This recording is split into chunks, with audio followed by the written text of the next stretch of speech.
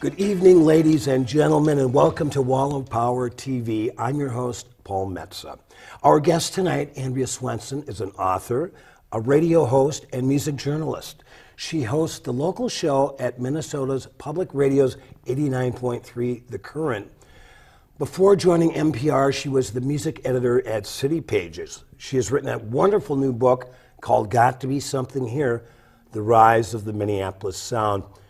And then another venue that I was really interested in that was actually in downtown that we mentioned earlier was King Solomon's Mine. Right. And I feel like that whole scene that was percolating on Olson Memorial at the Cozy kind of migrated downtown for this brief period in the late 60s, and that was really cool. In the Fauché Tower. Yes. And I think we were talking before we started taping that where the Keys Cafe is, that was actually the space. Yeah. But it was one of the first places to, correct me if I'm wrong, there was a picture in your book of one of the integrated bands. Yep. Yeah, it was really groundbreaking, honestly. The person that ran the club was named Dean Constantine. Who just recently passed away. Yes, yeah, and he was a dance instructor, and he just loved dancing. So he didn't really think about necessarily the racial dynamic. He was more interested in just having really good music to move to. So he loved R&B, and he started booking these bands like the Amazers, who came out of the Rondo neighborhood, and Maurice McKinney's and the Blazers, who came out of North Minneapolis. And they ended up being the first black bands, or majority black bands, to play in downtown Minneapolis, which was previously off limits to groups that you could maybe get away with having like one black member, but if it was more than that, they really had trouble getting gigs. So he ended up being a bit of a civil rights pioneer, kind of not knowing it. Bless his soul. And then it didn't really click in for him until the city started targeting his club and trying to shut it down, what was going on. And then he became really outspoken about the issue and talked to the Star Tribune and talked to all these papers. And I was able to find a lot of material talking about just the struggle he faced. Just one of the many things for any of you out there in the viewing audience that will really enjoy in Andrea Swensson's book, Got to Be Something Here. So tell us about, first of all, the time that you needed to get it done, how much time it took, and what was your average day like? How'd you start with your cup of coffee and then like, where am I going to go today, in terms of your research? So I would say I spent about 3.5 years total working on it. The first year was just research, going to the library, digging through newspaper clippings, looking for photographs, looking for just any little clues that I could try to follow. I didn't really start interviewing anyone until about a year into the project because I really wanted to go into those conversations with some pretty clear goals. Right, and knowledge. Yeah, and I wanted to sound like I knew what I was talking about. And so by the time I started interviewing people, I was asking really specific questions. What do you remember about this show? What do you remember about this recording? Taking the actual records or photographs and showing people. I was dealing with a lot of older gentlemen who maybe, some people had very clear memories, some people not so much, but having those little visual cues was really helpful. So I did that for the research and interviewing for, I want to say, a year and a half, almost 2 years. And then I started trying to piece together the writing. So I was taking, I work a very full-time, more than full-time job, working at the radio station, and I write for them as well. I took a day each week to work on this project. Thursdays were my day, so I would go to the library. And then in the later stages, I was renting a writing room at the Loft Literary Center. They have these beautiful little spaces you can rent, and it looks right out on the new Viking Stadium in downtown Minneapolis. And I would just go in there and say, no Twitter, no email, no nothing when I'm in there. It's just working, and work for as long as I could, on that Thursday. So 10, 12 hours. They had a coffee shop downstairs, so I would run down and get something to eat and try to just get back into it. By the end, it was really intense. I think I probably wrote the last 4 chapters in the last 2 months because it was deadline time. Tell us about some big moments when you went, wow, you found this, like you found that petition. Yes. Right. That was a huge moment. You must have had your mind blown several times. Oh, yeah. I mean, there were so many times where I was at the library going through microfilm or digging through files where, I felt lost. Like, what am I actually doing right now? Right. Does this have anything to do with the story? But then you'd get to something like that, like finding the petition to save King Solomon's mines, finding out that the Big M's were the first 45 to be recorded by an R&B musician. You have these little kind of breadcrumb trails laid out for you, and all you can do is try to follow them the best that I could. So, I think another just really profound experience for me was speaking to these people and hearing their memories and watching the look on their face as, maybe I show them a photograph or I say a name and it lights this light bulb in their mind that hasn't gone off for 40 years. And all of a sudden they're going, whoa, I hadn't thought about that since, moments, 1972. There was a moment with Andrea Swensson like that where, we had focused so much on his relationship with Prince and his story as a musician. And I was just telling him more about, the research I've been doing, and I mentioned the name Maurice McKinney's, and it hadn't come up before with us, and all of a sudden he went, Maurice McKinney's, I used to watch him, practice in the projects when I was 9 years old. Wow. And I would jump down in the window well and press my face to the window and go, that's what a band is? Like, Sure. He just had this like, Phenomenal. oh my gosh, and you could tell he hadn't thought about that since like 1969 or whatever. So then I got him to sing a Maurice McKinney song at the book launch, which was really special. But yeah, just all these little, threads and crossovers and all these connections. This community is so intricately woven together. Everyone's stories you can kind of trace to everyone else, and you can see how it evolves. So it was really fun to figure that out. Now, I was just thinking, now your friend David, the recording guy, what was his last name? Hursk. David Hursk. And what an interesting connection, because here you have a young Jewish kid in North Minneapolis who is recording these black bands, and then I was thinking about Phil and Leonard Chess and Chess Records. Yeah.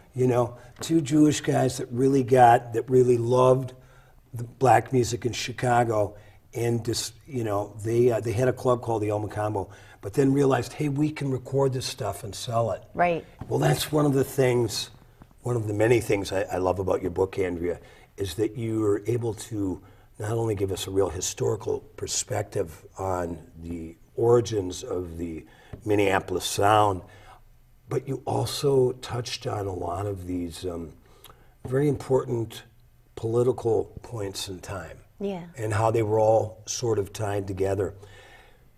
I want to talk to you a little bit about a couple of weeks ago. We follow each other on Twitter, and I follow Dan Barrero from KFan, and he had just had Jimmy Jam and Terry Lewis on, and they had talked to you early in the morning, and mentioned you in the book and how much they enjoyed that conversation. Oh, they are so sweet. I just met them for the first time last week. Actually, they came to town for their, they're presenting these Super Bowl live concerts, and we got to get Willie Walker on that. Yes, I agree.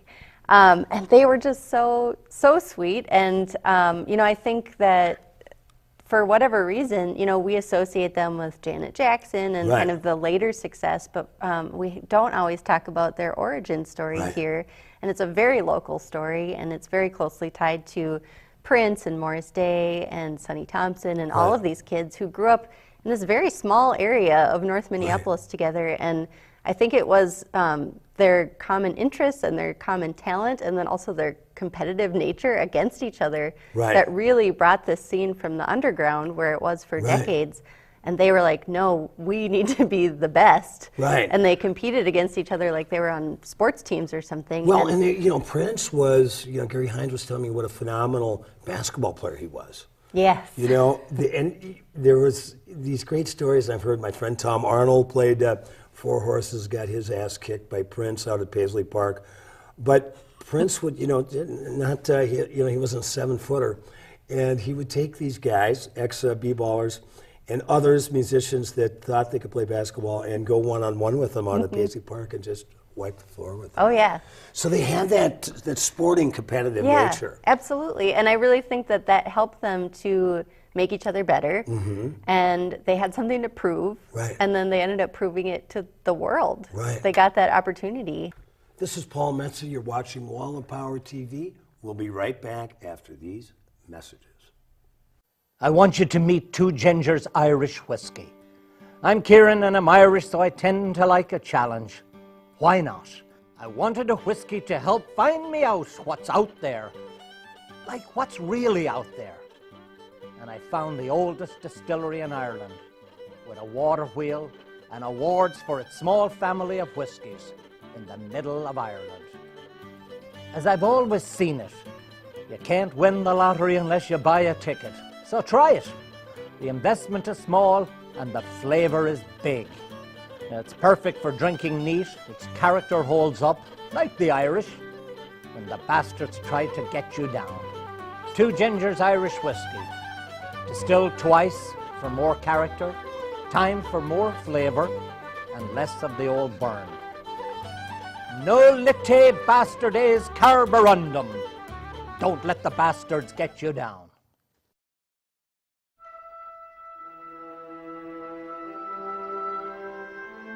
The Department of Iron Range Resources and Rehabilitation is a unique state of Minnesota economic development agency located in Eveleth on the Iron Range. The agency's mission is to promote and invest in business, community, and workforce development for the betterment of northeastern Minnesota. Iron Range Resources and Rehabilitation is here to help businesses grow and prosper. They offer flexible, creative financial assistance packages to help businesses with site, building, infrastructure, equipment, and workforce development.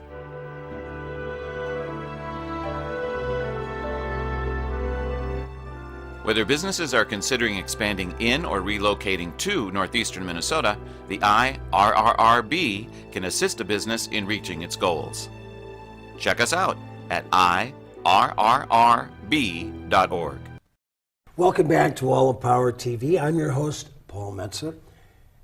Our guest tonight, Miss Andrea Swensson. She's a journalist, a DJ, and a detective. She's written a great book called Got to Be Something Here.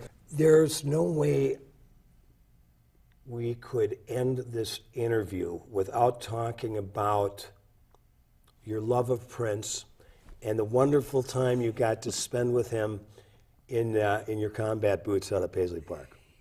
Right? Yes. This is a really different take on Yeah. the Prince life story. Yeah, I wanted to bring out the humanity of it, you know. I really don't like, and I say this in the opening pages of the book, I really don't like the way a lot of people tend to talk about Prince like he's like an alien. Right. Or, you know, some otherworldly creature that just got beamed down to join us here. He is a man who grew up in North Minneapolis in the 1970s, and I think really continuing to center that part of his life is really important. That you know, he was a human, and he had faults, and he had strengths, and he was. And he was, you know, everybody talks about the Midwest work ethic. There's nobody that had it more than Prince Rogers Nelson. Right. So, I mean, for me, my personal relationship with his music was, as a kid growing up in the 80s, it was just part of the air that you breathe. But then when I really started turning my focus towards Minnesota music, the last 15 years of my life has really been all about documenting Minnesota music. I had to really become a Prince expert because he's one of our most famous figureheads. So I just started studying him like a class in college or something. And then it was just in the last few years that I started interacting with him directly, first through, you know, just invitations to concerts, kind of getting the sense that he was reading what I was writing, which was a really interesting revelation. And then I know he pays attention because there's that great story when John Bream dissed him in a review, and then Prince went on, I think, burnt the review on Arsenio Hall, and then shot Bream with a large water gun at some point. Yes. So he pays attention. He definitely does. Yeah, that was just, I really don't have any words to describe that, how that relationship evolved, and then getting to meet him Well, tell us the story, though, about how you got the phone call from Bobby Z. Yeah. It was the 30th anniversary of Purple Rain, which I know that you celebrated on this show too. And I had interviewed Bobby. And the day that the interview went up, I got an email from him, and it just said, P wants me to see if you can come to Paisley Park tonight. Right.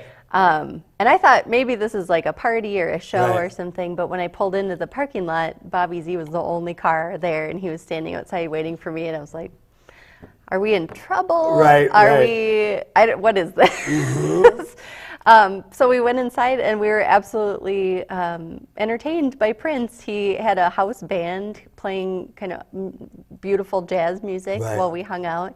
He took us into the studio and played us a bunch of the new music that he was working on. You know, he had a real thing about not wanting to look back into the past, and Right. especially not wanting to celebrate anniversaries. So he was giving us a little bit of a hard time Right. about that. So let me ask you really quickly. So you go in, he's kind of casual, but he's still being Prince, you know? So what was he wearing? He was wearing all black, this kind of slinky, you know, in the last few years he was wearing, they look like very like upscale pajamas, basically. Right. So just very, you know, comfortable, but very classy black clothes. And he had a beautiful giant necklace on, I remember looking at. And I also remember that when we shook hands, we stood perfectly eye to eye because he was wearing maybe like 2 or 3 inch platforms, and I'm about 5'6", so we were just right right there.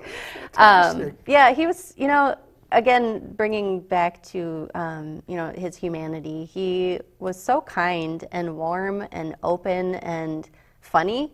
And I'd heard all these stories about journalists having just bizarre experiences trying to interact with him, and I just found him to be completely normal. You know, the situation was a little surreal because he created his own world basically out at Paisley Park. Xanadu. You're sitting in a big purple plush overstuffed chair, and you know this house band is playing like a Bonnie Raitt song while you're talking to Prince, and like my mind is kind of trying to just piece it all together. But for the most Little part, girl from Moose Lake, right? how did this happen? Right. But for the most part, he was just so warm is how I would describe it, and he was giving me kind of a hard time, just needling me a little bit, and The give and take, the cat and mouse in the book is great. yeah, and I'm just really glad that I could share all of that because, you know, as we kept talking, I realized this was maybe my only chance to ask him some of these things I'd been wondering about. So we did talk a little bit about his upbringing and, you know, what radio stations he listened to when he was a kid and what instruments he was playing when he was just starting out, and kind of those formative Did you years. tape the interview? No. He wouldn't let you do that. No, and I knew that going in, so I didn't even try. Right. I did have a notebook. I only pulled it out when we were in the studio together, but the other times I just talked to him conversationally. Right. There was one point where he stepped away for a second, and I ran into the bathroom and scribbled a bunch of stuff into my notebook, Yeah, just right, like while it was right, still right, fresh. right. And then at the end of the night, I sat down and wrote probably 6,000 words of just, and then this happened, and then this happened, and then. What a phenomenal experience. Yeah. You know, when you were talking about Prince just being really, at the end of the day, kind of another ordinary Minnesotan. Yeah. And I say ordinary in terms of, he was extraordinary. We all know that. Everybody over the world knows that. But really, just a human being like the rest of us. I remember when he passed, Paul Westerberg from The Replacements, they asked him about any interactions with Prince because The Replacements did some recording at Paisley Park. And he said, yeah, we'd be recording and Prince would show up in his pajamas and go put some popcorn in the microwave. I love that. I just love that. See, you know, you get The Replacements and you get Prince's pajamas with microwave popcorn. I go, that's Minnesota to me. Michael Bland told me a story about that too. Being, you know, he was in the NPG in the '90s, and he really wanted to meet Paul Westerberg, and he went into the studio uninvited, wearing what he described as like a super futuristic samurai outfit because they were shooting some kind of crazy music video, and he basically snuck into the studio while Paul's producer, whoever, had stepped out, and he was like, "Hey man, I really wanted to meet you," and Paul's like, "Do you want to play on my record?" And he ended up drumming on 2 of the tracks. Wow, and now he's playing with Soul Asylum. Yeah. Well, that's the other interesting thing about the about Minneapolis. So you've got Michael Bland with Westerberg. I've been honored to be playing with Willie Wonka for 7 years, but there's just this really wonderful community of human beings, and I think one of the things I loved about it, how the book was ending up, about how Prince's version, when he really came on the scene in the early 80s, it was about all colors, all types of sexuality, all different kinds of people, and how he had a pretty utopian vision of how the world should work. Black, white, Puerto Rican, everybody a freaking. That's right, exactly. Now, I can ask you one thing about Prince. So he's, the whole purple rain, purple this, purple that, and everything. It's the color of eros, and it's the erotic thing and everything. And I'm going, or is it just the Minnesota Vikings? Oh, I always thought it was, the male and female kind of typical colors, right. Pink and blue being put together. Because that's what his symbol is. Maybe a little bit of everything. Yeah, well, he definitely loved the Vikings. Remember when he wrote that song? He wrote a rouser for the Vikings. So, Andrea Swensson, this has been such an incredible time to be able to spend with you. I've been a fan of yours since you worked at City Pages. Oh, thank you. And your show on The Current, the local show, every Sunday night, at 6 o'clock. 89.3 at 6 o'clock. What is your next project? Do you have any, after, I know you still got, I've worked with the U of M Press. I know Heather Skinner and Eric Anderson. They're going to work you to the bone promoting this book. But do you have any ideas what you might like to write about next? I do. So I want to definitely write another book about Minnesota music history. And I believe my next thing for The Current might be a podcast. Beautiful. Yeah, we'll see. Well, everything you do is 5-star. Oh, thanks. I so appreciate your time. I so appreciate the book. It's just another, it peeled another layer off the onion of which is the great Twin Cities music scene. Yes, thank you so much. Andrea Swensson, the pride of Moose Lake, Minnesota, and my new friend. Thank you so much, Andrea. Thank you for having me. Have a wonderful holiday season. You too. All right. You. Sell some books. I will. All right. This is Paul Metsa. You're watching Wall of Power TV. We'll be right back after these messages. There's always something going on at Grumpy's. For happy hour on Monday, it's half-price beer and wine. Killer prices on local taps all day Saturday, and bottles of wine at half price every Sunday. At night, the turntables at Grumpy's stay busy with the Minnesota Music Listening Party on Monday and Vino Vinyl on Thursday night. Trailer Park Trivia packs the house on Wednesday night at 8 p.m. And don't miss T-Bone Bingo on Sunday nights. They have it all. Every night of the week, it's Grumpy's Northeast. So here's a sneak peek of a song I'm going to be cutting with Sounds of Blackness in the next couple of weeks. A demo version of a song I wrote called Ain't Gonna Whistle Dixie Anymore. This version features the great Wee Willie Walker on lead vocals, the lovely Mary Harris on harmony vocals. This was recorded just about November 20th at the High School for the Recording Arts in St. Paul under the direction of instructor Phil Winden.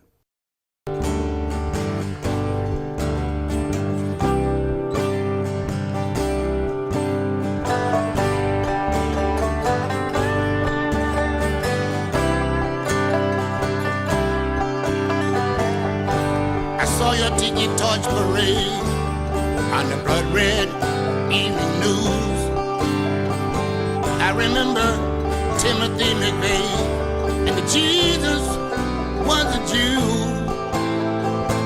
Benedict Arnold waits for you in the hottest place in hell.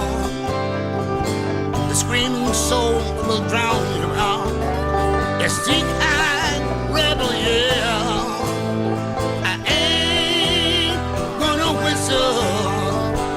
Dixie anymore. I ain't gonna whistle Dixie anymore. Hear that song in the land of cotton, deep in the Delta mud to be long forgotten. I ain't gonna whistle Dixie anymore. Fallen soldiers that were left behind, we salute a wounded knee. Sacrifice of the highest kind, from Gettysburg to Normandy. Burn your crosses, match your face. Appomattox blues. Woody Guthrie told us long ago, fascist born and bound to lose. Fascist born and bound to lose.